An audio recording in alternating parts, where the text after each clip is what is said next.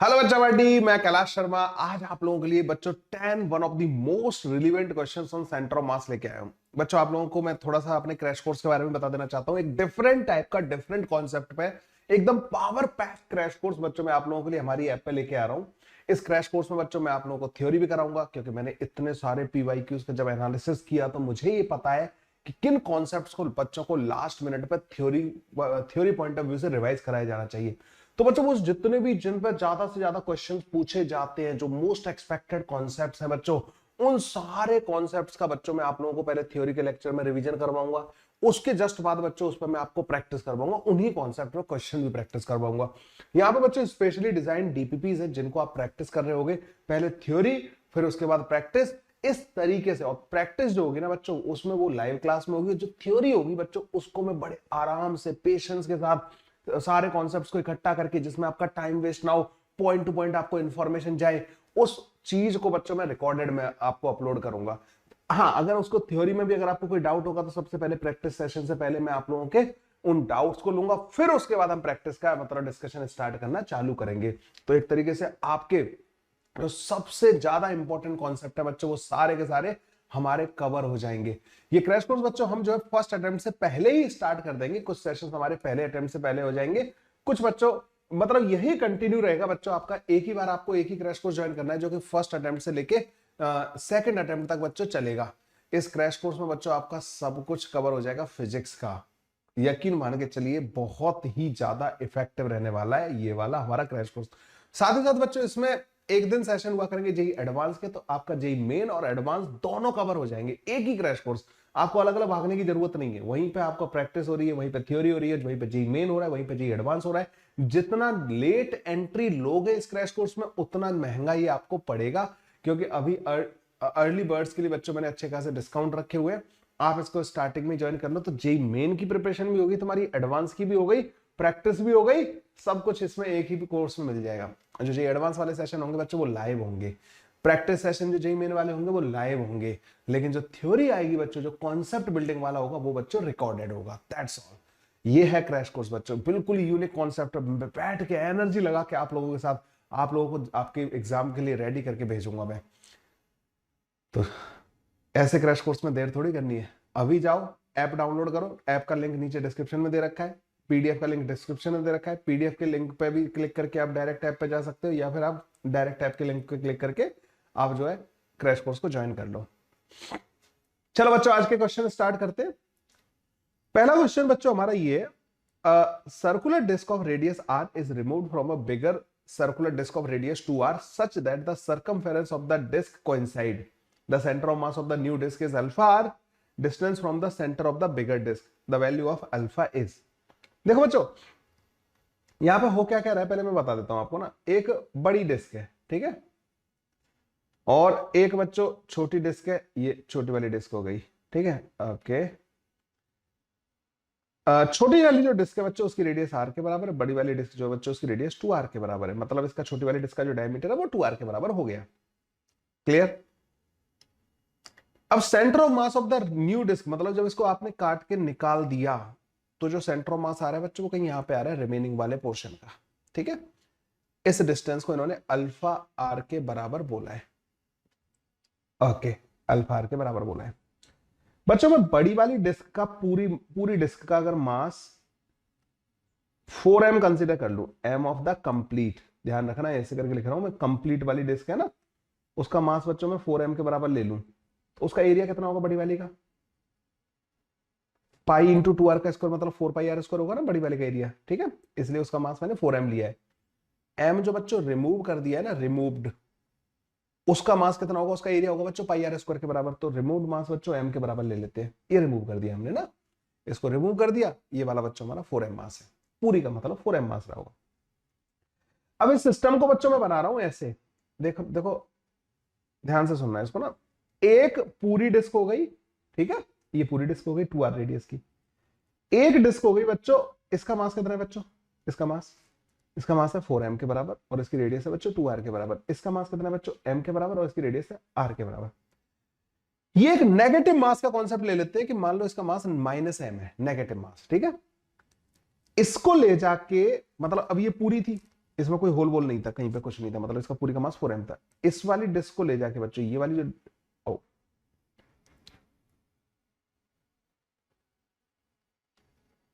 इस वाली डिस्क को ले जाके बच्चों बस मैंने यहां पे रख दिया -m वाली को, ठीक है।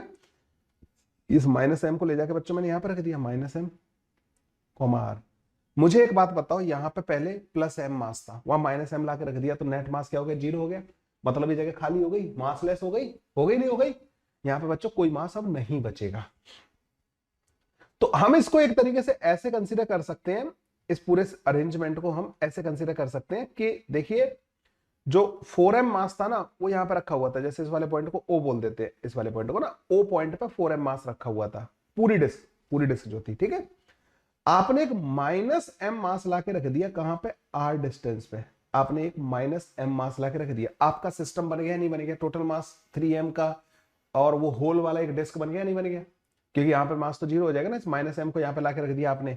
भाई इस -m को इसके सेंट्रो मास पर रखोगे तो इस -m का सेंट्रो मास यहाँ पे आएगा r डिस्टेंस पे O से, ठीक है। इस कॉम्बिनेशन का सेंट्रो मास मेरे से पूछा है, तो जैसे इसके कोऑर्डिनेट बच्चों 0,0 हो गए यहाँ पे, ठीक है, ये वाले कोऑर्डिनेट 0,0 हो गए, इसके कोऑर्डिनेट बच्चों r,0 हो जाएंगे।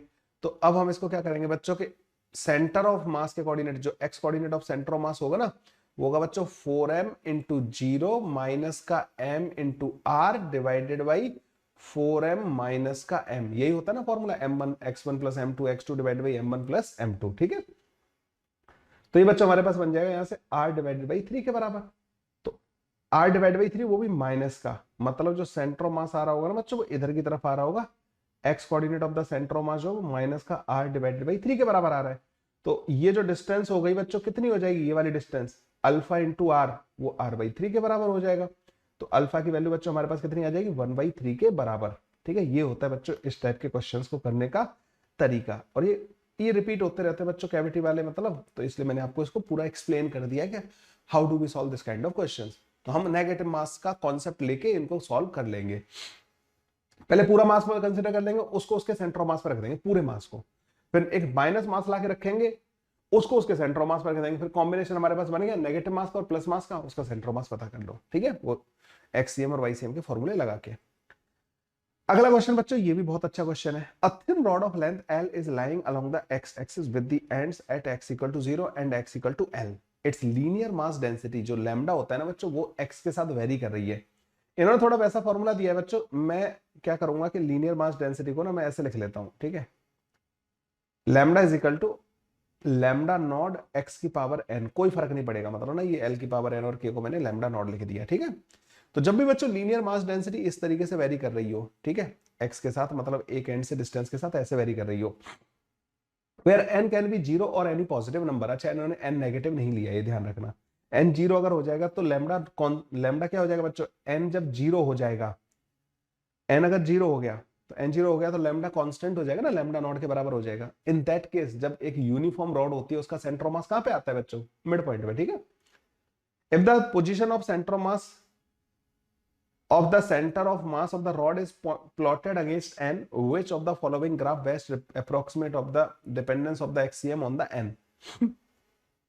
सबसे पहले तो बच्चों इसमें वही n = 0 पे चेक कर लेना, n = 0 पे जो लैम्डा होगा ना बच्चों, वो लैम्डा नॉट हो जाएगा, मतलब कांस्टेंट हो जाएगा। तो XCM जो आना चाहिए ना बच्चों, मिड पॉइंट पे आना चाहिए, मतलब L/2 डिस्टेंस पे आना चाहिए। तो यहाँ पे देखो ये L/2 से स्टार्ट हो रहा है, ये वाला भी L/2 से स्टार्ट हो रहा है, ये L से स्टार्ट हो रहा है, ये तो नहीं आएगा, ये L/2 से स्टार्ट हो रहा है, और ये कह रहा है कि सेंटर ऑफ मास चेंज ही नहीं होगा, मतलब ना n की वैल्यू कुछ भी ले लो, ये भी नहीं आएगा। C और D में से हमें पता करना था बच्चों ना, C और D में से हमें पता करना है। तो कैसे करेंगे बच्चों, इंटीग्रेशन लगाना पड़ेगा इसमें। तो कैसे इंटीग्रेशन कैसे लगाते हैं बच्चों, क्या फॉर्मूला होता है, यहां से x डिस्टेंस पर जाना बच्चों, एक एलिमेंट ले लेना, ठीक है, dx लेंथ का एक छोटा सा एलिमेंट ले लेना, इसका मास हो जाएगा बच्चों dm के बराबर। x कोऑर्डिनेट ऑफ जो सेंटर ऑफ मास होता है ना बच्चों, वो x dm divided by integration dm होता है, ठीक है, ये होता है। तो x dm कितना हो जाएगा बच्चों हमारे पास यहाँ पे, लैम्डा नॉट इंटू एक्स की पावर n इंटू dx, यही होगा ना। dm कैसे लिखते हैं, यहाँ का लैम्डा इंटू dx, तो लैम्डा नॉट x की पावर n इंटू dx, ये हो जाएगा बच्चों हमारे पास, this divided by integration of lambda naught x की पावर n इंटू dx, ये बन गया हमारे पास। देखो लैम्डा नॉट को आप काट सकते हो ऊपर और नीचे से, क्योंकि कांस्टेंट है, बाहर आ जाएगा, x को मत काटना, ठीक है। अब इसका इंटीग्रेशन जब तुम करोगे ना, जीरो से लेके एल तक इसकी लिमिट लगा देना, जीरो से लेके एल तक दोनों की लिमिट लगा देना। तो देखो एल की पावर एन प्लस का 2 डिवाइडेड बाई एन प्लस का 2, एल की पावर एन प्लस का 1 डिवाइडेड बाई एन प्लस का 1, और ये आ जाएगा बच्चों हमारे पास एन प्लस का 1 डिवाइडेड बाई एन प्लस का 2 इंटू एल के बराबर। अगर इसमें एन इन्फिनिटी कर दिया जाए ना बच्चों, तो एक्स जो है एल के बराबर आ जाएगा, ठीक है। इसलिए देखो इन्होंने इन्फिनिटी पे एक्स को मतलब एल को अप्रोच कराया। अब प्रॉब्लम बच्चों यहां पे ये है कि सी और डी में से हम कैसे डिसाइड करेंगे कि सी वाला ग्राफ सही है या डी वाला ग्राफ सही है। इनमें क्या डिफरेंस दिखाई दे रहा है? देखो ये ग्राफ है बच्चों एक्सीएम और एन का, और एक्सीएम एन का रिलेशन क्या है बच्चों? एक्सीएम जो आया है ना एन प्लस का 1 डिवाइडेड बाई एन प्लस का 2 इंटू एल के बराबर आया है, ठीक है। तो क्या आपको ये दिख रहा है एक्सीएम जो है फंक्शन ऑफ एन दिख रहा है? आप बोलोगे हाँ सर। अब देखो इन दोनों में बेसिक डिफरेंस ये है कि यहां पे एक्स एन इक्वल टू 0 पे इसका जो स्लोप है ना बच्चों वो 0 है, इसका स्लोप नॉन जीरो है, ठीक है। ये चेक कर लेना है कि n इक्वल टू 0 के लिए एक्सीएम और n का जो ग्राफ आ रहा है उसका स्लोप क्या होगा, ठीक है। तो स्लोप कैसे पता करते हैं बच्चों? इसको डिफरेंशिएट कर देना, dxcm को n के साथ डिफरेंशिएट कर देना। तो जब आप इसको डिफरेंशिएट करोगे पहले ऊपर वाले का डिफरेंशिएशन 1 हो जाएगा, नीचे वाले से मल्टीप्लाई हो जाएगा माइनस का, अब ऊपर वाला एज इट इज रहेगा, नीचे वाले का डिफरेंशिएशन 1 आ जाएगा, डिवाइड कर देंगे बच्चों हम n+2 का होल स्क्वायर, और वो l तो कुछ कर ही नहीं रहा, वो l को तो बाहर निकाल लेना। अब देखो बच्चों n की वैल्यू इसमें 0 पुट करके देखो, स्लोप जब n की वैल्यू 0 होगी तो पहले तो देखो ऊपर तो n से n कट जा रहा होगा, ऊपर आ रहा होगा 1 डिवाइडेड बाई 2 का स्क्वायर, तो ये आ रहा होगा बच्चों 1/4 के बराबर, मतलब पॉजिटिव स्लोप आना चाहिए, जीरो नहीं आएगा, ठीक है। पॉजिटिव स्लोप आ रहा होगा। पॉजिटिव स्लोप बच्चों इन दोनों में से कौन से वाले में दे रखा है? इस वाले में, डी ऑप्शन बच्चों इसका करेक्ट ऑप्शन हो जाएगा। कितना प्यारा क्वेश्चन है बच्चों, इस वजह से इस वाले क्वेश्चन को मैंने यहाँ पे कवर किया है, ठीक है। ओके अगले क्वेश्चन पे आते हैं बच्चों। Distance of the centre of mass of a solid uniform cone from its vertex is z not. If the radius of the base is r and the height is h, then z naught is equal to, ये तो बच्चों direct हो जाएगा। कोन का centre of मास पूछ रहे हैं यार, ये तो सीधा फॉर्मूला बेस्ड क्वेश्चन हो गया। तो बच्चों जो सॉलिड कोन का, जो सॉलिड यूनिफॉर्म कोन है, इसका जो सेंटर ऑफ मास होता है बच्चों वो h/4 पे होता है, ठीक है, h/4 पे होता है। यहां से बच्चों ये डिस्टेंस कितनी आ जाएगी? 3h/4 के बराबर। तो z नॉट यही तो है, z नॉट बच्चों 3h/4 के बराबर आ रहा होगा। This will be the answer. ये तो बहुत इजी क्वेश्चन था, ठीक है। सॉलिड कोन का सेंटर ऑफ मास बस याद रखना था, काम खत्म हो जाना था, ठीक है। 3h/4 B option correct option आ जाएगा। अगला क्वेश्चन बच्चों, 3 point particle of mass 1 kilogram, 1.5 kilogram and 2.5 kilogram are placed at 3 corners of the right angle triangle of side length 4, 3 and 5 as shown in the figure. The center of mass of the system is at a point. एक काम करना बच्चों, इसके coordinate 0,0 कर देना, इसके coordinate बच्चों 3,0 कर देना, इसके कोऑर्डिनेट बच्चों 0,4 कर देना, ठीक है। यहाँ पे तीनों मास इस तरीके से हो गए। अब इन सब का बच्चों एक्स कोऑर्डिनेट पता करना है, x coordinate of the centre of mass. X coordinate होता है m1 x1 plus m2 x2 plus m3 x3 divide by m1 plus m2 plus m3, ठीक है।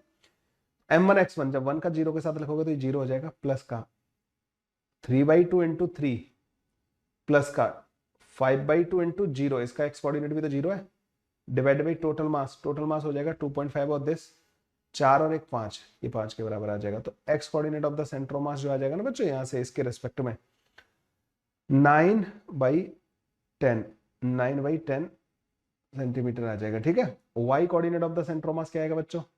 m1 इंटू 0, तो 1 इंटू 0 0 बन जाएगा, प्लस का ये 5/2 इंटू 4 प्लस का इसका y कोऑर्डिनेट 0 है तो ये भी 0 बन जाएगा, दिस डिवाइड बाई 5, तो y coordinate of the centre of मास बच्चों 2 सेंटीमीटर आ रहा होगा, ठीक है। तो 0.6 ये 0.9 आ गया, 0.9 सेंटीमीटर। तो 0.9 सेंटीमीटर मुझे इधर जाना है और 2 सेंटीमीटर इधर जाना है, सेंटर ऑफ मास बच्चों यहाँ पे बन रहा होगा, ठीक है। ये 2 सेंटीमीटर हो गया, ये 0.9 सेंटीमीटर हो गया। तो 0.9 centimetre right and 2 centimetre above the 1 kilogram mass, C option बच्चों करेक्ट ऑप्शन आ जाएगा। चलिए बच्चों नेक्स्ट क्वेश्चन पे चलते हैं। The coordinate of the centre of mass of a uniform flag shape lamina, lamina मतलब शीट होती है बच्चों, थिन फ्लैट प्लेट है ये, ऑफ मास 4 किलोग्राम। इसका बच्चों आपको सेंटर ऑफ मास पूछ रहे हैं आपसे ना, लैमिना टाइप का है, इसका सेंटर ऑफ मास क्या होगा।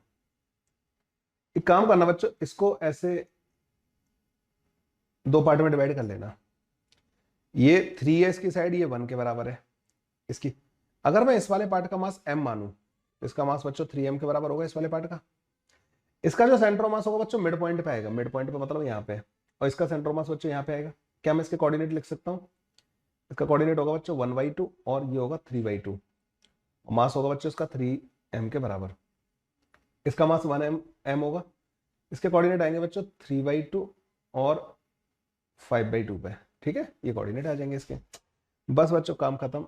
एक्सीएम जो आता है ना, एक्सीएम 3m इंटू 1/2 प्लस का m into 3/2 divide by total mass कितना है बच्चों 4m के बराबर। ठीक है, x coordinate of the centre of mass आ जाएगा यहाँ से 3 + 3 6/2 3/8। एक मिनट ना,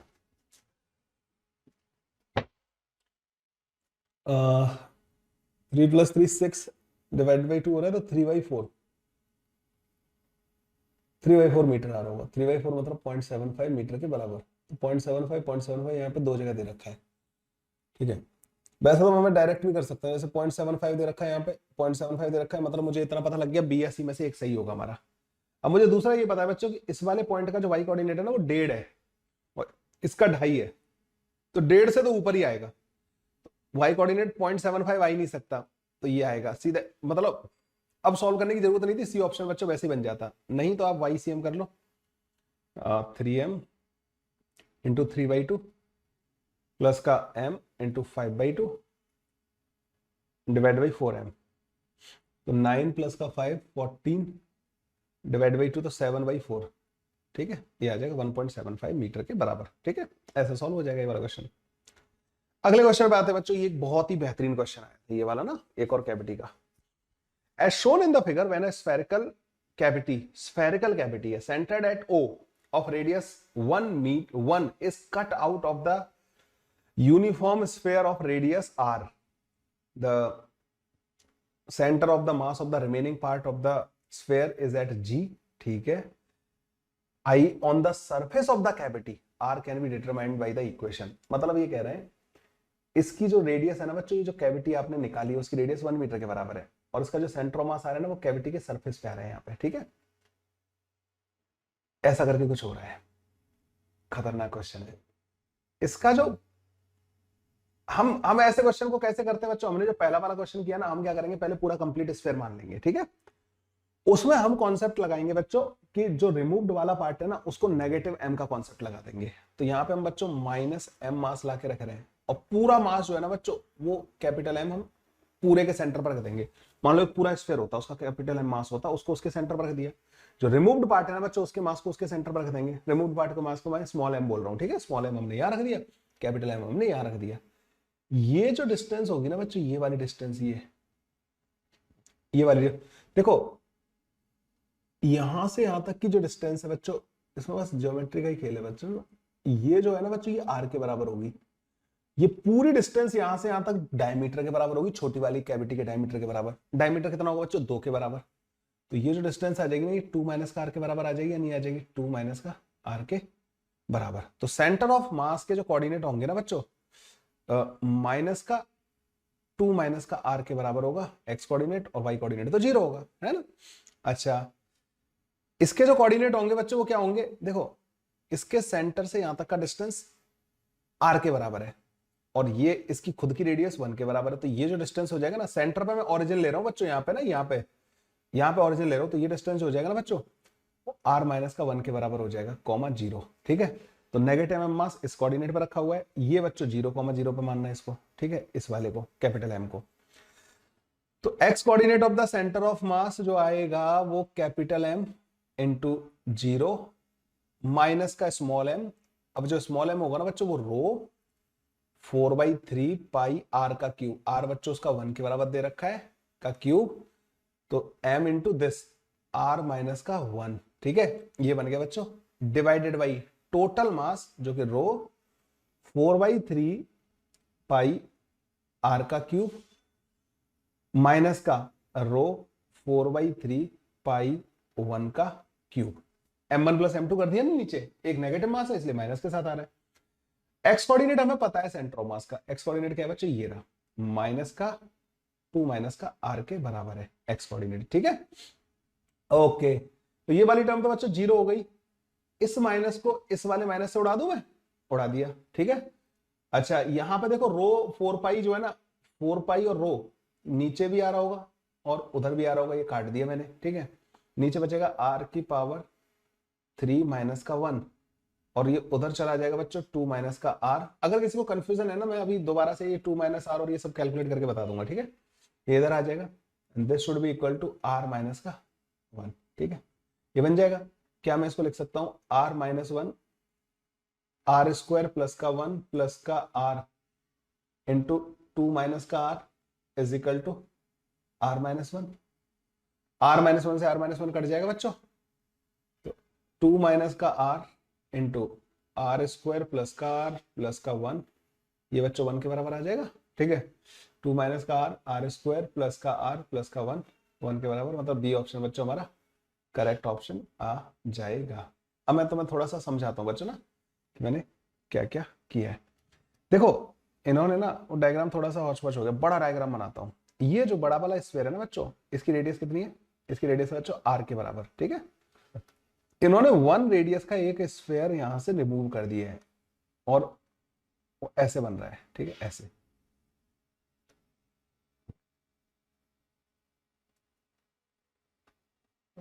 इसको इसको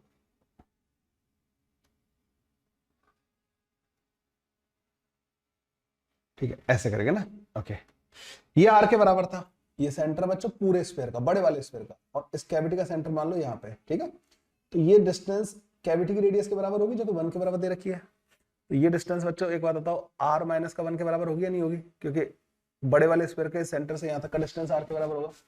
इन्होंने बोला कि जो सेंटर ऑफ मास आ रहा है वो यहाँ पे आ रहा है, तो मुझे इसका सेंटर ऑफ मास का एक्स कोऑर्डिनेट चाहिए, मैंने इसको ओरिजिन माना है, इसको ओरिजिन माना है। तो ये कैसे लिखूंगा मैं, देखो यहां से यहां तक का डिस्टेंस 2 के बराबर होगा और यहां से यहां तक का डिस्टेंस r के बराबर होगा, तो ये 2 माइनस का r, लेकिन ये नेगेटिव एक्स कोऑर्डिनेट है इसलिए इसको मैं माइनस बाहर निकाल के 2 माइनस का r लिखूंगा, ठीक है। ऐसे आ जाएगा, मतलब डिस्टेंस तो 2 माइनस r आएगी, लेकिन ये इसका कोऑर्डिनेट जो आएगा ना वो माइनस का 2 माइनस का r आएगा। बस ये कर दिया बच्चों मैंने, बढ़िया क्वेश्चन था ये वाला, है ना। अगले वाले क्वेश्चन पे आ जाते हैं। A rod of length L has a non uniform linear mass density. अच्छा ये और मेरा ऑब्जर्वेशन है बच्चों कि इससे रिलेटिवली काफी कम क्वेश्चन पूछे गए हैं, मतलब ना प्रीवियस ईयर में ज्यादा क्वेश्चन इससे पूछे नहीं गए सेंटर ऑफ मास से। अब कह रहे हैं कि rod of length L has a uniform linear mass density given as this. Rho जो है a प्लस का b x square upon L square के बराबर है, where a and b are constant और 0 से लेके l तक जा रहा है x। The value of the x for the centre of mass of the rod is eight.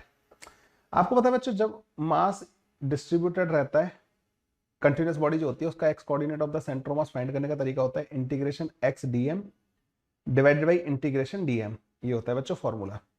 What is this dm? ये dm बच्चों हमने x डिस्टेंस पे जाके एक एलिमेंट लिया होता है, x डिस्टेंस पे जाके एक हमने एलिमेंट ले लिया, उसको हम dx लेंथ के एलिमेंट को बच्चों हम dm बोल देते हैं, ठीक है। ये dm हो गया, तो dm का x coordinate into dm divide by dm, ठीक है, ये होता है। dm जो होता है ना बच्चों वो बेसिकली लैम्डा इंटू dx के बराबर होता है। लैम्डा की वैल्यू इन्होंने हमें अजीब सी दी है, a into d x plus का b x square divide by L square into d x, ठीक है, ये बन जाएगा। यहां पर लाके पुट कर दो बच्चों x a into d x plus का इंटीग्रेशन में बच्चों आप इन दोनों टर्म्स को अलग अलग लिख सकते हो, b divided by L square x की power 3 into d x, x की पावर 3 कहां से आ गया, ये जो एक x था ना बच्चों इसको मल्टीप्लाई कर दिया, डिवाइडेड बाई dm, dm आएगा बच्चों a dx प्लस का b x square divided by L square into d x. इनको इंटीग्रेट कर दो बच्चों 0 से लेके l तक, तो x coordinate of the centre of mass आ जाएगा, ऊपर आ जाएगा बच्चों a L square divided by 2 plus b L square divide by 4। आप बोलोगे एल स्क्वायर डिवाइड बाई 4, ये l की पावर 4 अपॉन 4 आएगा, तो एक एल स्क्वायर से एल स्क्वायर काट देंगे, ठीक है, divide by a l plus का l की पावर 3 अपॉन 3 आएगा b l डिवाइडेड बाई 3, ठीक है, ये बन जाएगा। 3 एलसीएम ले लेना बच्चों, यहाँ पे 4 एलसीएम ले लेना यहाँ पे ना, 3 डिवाइड बाई 4, 3 एलसीएम दिया यहाँ पे 4 लिया, तो यहाँ पे बनेगा 2a प्लस का b divide by 3a plus का b और बाहर आ जाएगा l। 2a प्लस का भी डिवाइड बाई 3a प्लस का भी 3/4, बी ऑप्शन बच्चों हमारा करेक्ट ऑप्शन आ जाएगा। ठीक है, okay done. Two blocks of mass 10 kg and 30 kg are placed on the same straight line with the coordinate 0, 0 and x, 0 respectively. The block of 1 kg is moved on the same line through a distance of 6 cm towards the other block. The distance through which the block of 30 kg must be moved to keep the position of the center of mass of the system unchanged. ठीक है, okay क्या क्या दे रखा है बच्चों यहाँ पे, पहले तो ये देख लेते हैं कि दो ब्लॉक है बच्चों जिनका 2 किलोग्राम, एक 10 किलोग्राम का है और एक 30 किलोग्राम का है। ठीक है, एक 0,0 पर रखा हुआ है बच्चों ये, और ये x,0 पर रखा हुआ है। 10 किलोग्राम वाले को बच्चों आपने 6 सेंटीमीटर दूसरे वाले की तरफ मूव करा दिया, इधर 6 सेंटीमीटर मूव करा दिया, तो इसको कहां का मूव कराना पड़ेगा, इनका जो सेंटर मास आएगा बच्चों को यहाँ पे आ रहा होगा। ठीक है बच्चों, इसको करने के तरीके ये होते हैं, x coordinate of centre mass होता है ना, total mass into x coordinate of centre mass होता है ना बच्चों, m1 x1 प्लस का m2 x2 के बराबर होता है। इसको आप ऐसे भी लिख सकते हो m इंटू डेल्टा एक्सीएम, ये जो आता है ना बच्चों ये m1 डेल्टा x1 प्लस का m2 डेल्टा x2 के बराबर आता है। अगर आप चाहते हैं कि सेंटर ऑफ मास मूव ही ना करे, m1 डेल्टा x1 प्लस का m2 डेल्टा x2 ये 0 के बराबर होना चाहिए। ठीक है, ये 0 के बराबर होना चाहिए। एक को आपने 6 सेंटीमीटर मूव कराया, 10 किलोग्राम वाले को 6 सेंटीमीटर पॉजिटिव डायरेक्शन में, प्लस का 30 वाले को मान लो x मूव कराया सपोज, इनका सम 0 आना चाहिए, तो x की वैल्यू 60 डिवाइड बाई 30 माइनस का 2 सेंटीमीटर आ रही होगी, मतलब इसको हमें इधर की तरफ 2 सेंटीमीटर मूव कराना पड़ेगा। तो 2 centimetre towards the 10 kilogram block बच्चों will be the answer of this question. तो 2 सेंटीमीटर हमें 10 किलोग्राम वाले ब्लॉक की तरफ इसको मूव कराना पड़ेगा, वही हमारा आंसर होगा। नेक्स्ट क्वेश्चन पे आते हैं बच्चों, a body of mass m at rest explode into 3 pieces, the ratio of the masses are 1 1 2, two smaller pieces fly off perpendicular to each other with velocity 30 meter per second and 40 meter per second.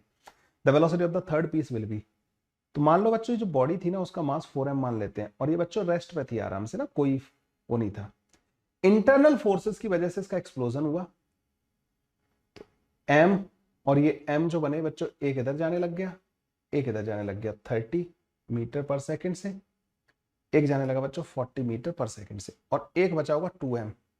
तो इसके पास एक तो velocity आएगी बच्चों इधर की तरफ और एक आएगा कंपोनेंट वेलोसिटी का इधर की तरफ v2। क्यों? क्योंकि मोमेंटम भी तो कंजर्व करना है ना अपन को भाई। इसका मोमेंटम क्या था, p इनिशियल 0, इंटरनल फोर्सेस की वजह से इसका इनके पास मोशन आई। Internal forces can change the kinetic energy but can not change the linear momentum of the system. तो लीनियर मोमेंटम कंजर्व रहेगा, काइनेटिक एनर्जी तो बदलेगी ना। देखो इसके पहले इसकी एनर्जी क्या थी 0, इंटरनल फोर्सेस जो अंदर केमिकल एनर्जी थी ना वो कन्वर्ट हो गई किसमें, काइनेटिक एनर्जी में। ठीक है, तो बच्चों हम एक तो मोमेंटम कंजर्वेशन लगाएंगे, तो m इंटू 30 जब x डायरेक्शन में लगाऊंगा ना ये बराबर होगा बच्चों 2m इंटू v1 के, तो v1 की वैल्यू बच्चों मेरे पास 15 आ जाएगी। m इंटू 40 ये बराबर होगा बच्चों 2m इंटू v2 के, वो v2 की वैल्यू मेरे पास 20 मीटर पर सेकंड आ जाएगी। तो बच्चों जो v वेलोसिटी आएगी ना 2m मास वाले की, वो v1 का स्क्वायर प्लस का v2 का स्क्वायर, ये बच्चों 25 मीटर पर सेकंड के बराबर आ जाएगा। ठीक है, बी ऑप्शन बच्चों करेक्ट ऑप्शन हो जाएगा। ये ध्यान रखना, मैंने क्या क्या चीजें बोली वो ध्यान रखनी है। एक्सप्लोजन में मोमेंटम कंजर्व रहता है लेकिन एनर्जी, काइनेटिक एनर्जी कंजर्व नहीं रहती। ठीक है, काइनेटिक एनर्जी चेंज कर सकते हैं इंटरनल फोर्सेस। अगले क्वेश्चन पे आते हैं, the identical sphere each of mass 2m are placed at the corner of a right angle triangle with mutually perpendicular sides equal to 4 metre each. तो एक right angle triangle है बच्चों, mutually perpendicular side जो है बच्चों 4 metre की दे रखी है, मतलब आइसोसेलेस भी है। ठीक है, taking point of intersection of these two sides as origin, the magnitude of the position vector of the center of mass of the system will be। देखो भाई राइट एंगल ट्रायंगल है मेरे पास, यस। ये बच्चों 4 मीटर दे रखा है, ये भी 4 मीटर दे रखा है। यहाँ पे बच्चों two identical sphere of each of mass m are kept at the corner of the right angle triangle with mutually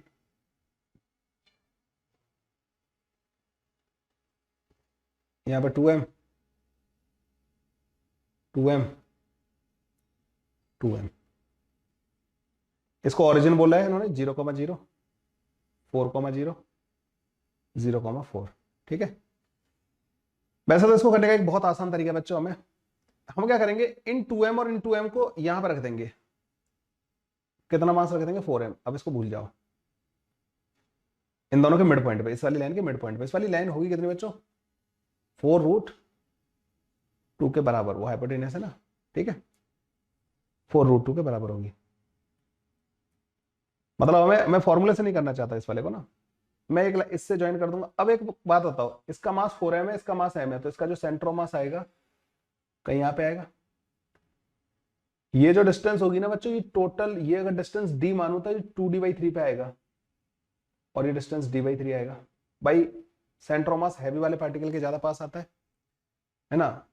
और मास के रेशियो इस तरीके से दे रखे हैं, आपको पता होगा m1r1 = m2r2 होता है ना।